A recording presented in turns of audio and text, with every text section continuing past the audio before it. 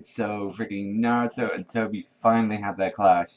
So Naruto had to back off a little bit from Tobi because he was a little bit afraid to get into him, and either he couldn't put a dent in his mask. He's like, I'm gonna stop you, both you murderers. And then Tobi realized, oh, so he finally found out about that thing. The cat's out of the bag. But he still doesn't want to say who he is. He's like, okay, just call me murderer or Tobi, whether I do not care now that the war started.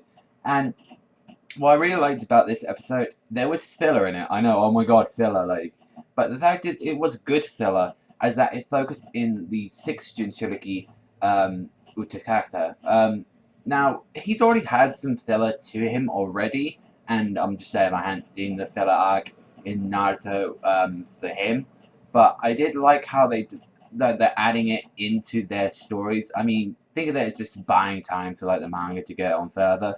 But I do like that we've actually getting a little bit of development, because that's something I've really wanted throughout the series, and that's they never really explained the other Jinchurikis for me, and that's one thing I really wanted that the manga hasn't done. So I'm glad the anime is sort of making up for that.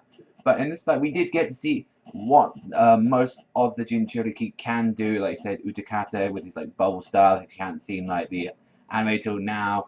I believe it is the Eight Tails. Has this mist ability that could pretty much hold all your sight and all that. Then we saw I think the one with the horse, I think he's actually no, the Eight Tails is freaking Bee, never mind.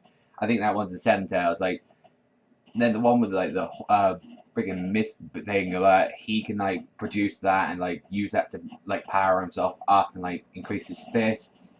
You got a whole bunch of them, even as well, the Four Tails as well, you can use a magma style type of release. You've got a lot of mix and match to these, all these Jinchurikis. And I do like that the next one is going to focus on Roshi, the Four Tails, so I am going to look forward to that.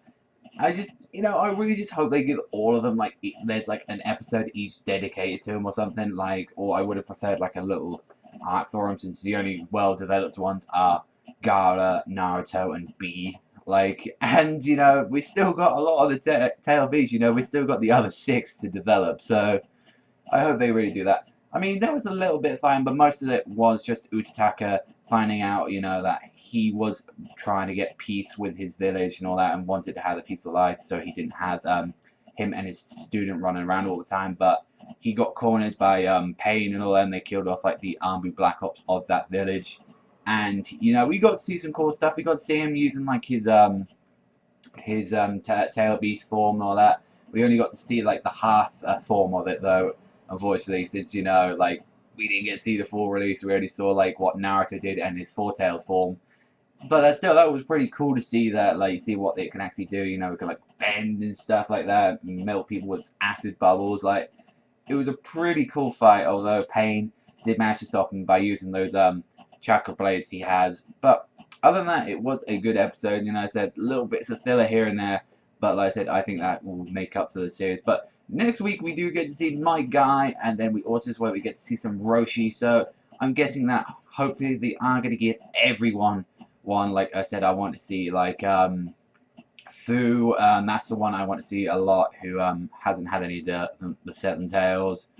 I think the Two Tails has already had quite a bit of development. Matabi, I think, and Yugi. Is it Yugito? I think. I think that's the Two Tails names. But let me know what you guys think in the comment section below. But that's all from me. I want to thank you very much for watching. Remember, straight love and sign out, and I'll see you next time, people.